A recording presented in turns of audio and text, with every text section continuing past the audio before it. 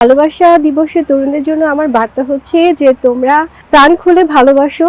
এটা খুব বড় একটা চ্যালেঞ্জ মনে করি, কারণ অনেক সময় একা থাকলে হতাশাগ্রস্ত হয়ে যেতে হয়, অনেক ভাবনা চিন্তার মধ্যে দিয়ে যেতে হয়, জীবনে অনেক ধরনের অনেক স্ট্রাগল আসতে পারে, সেখানে হয়তো হোঁচট খেতে হয়, কিন্তু তারপরেও নিজেকে মোটিভেট করাটা এটা খুবই ইম্পর্টেন্ট একটা বিষয়।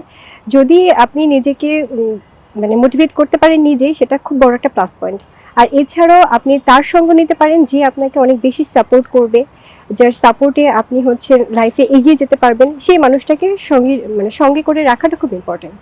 ভালোবাসা দিবসে তরুণদের জন্য আমার বার্তা হচ্ছে যে তোমরা প্রাণ খুলে ভালোবাসো। সকল জীবদের প্রতি তোমাদের ভালোবাসা থাকবে, ফ্যামিলির প্রতি থাকবে, কাছের মানুষগুলোর প্রতি থাকবে, এবং হচ্ছে অবশ্যই সেবা করে যেতে হবে।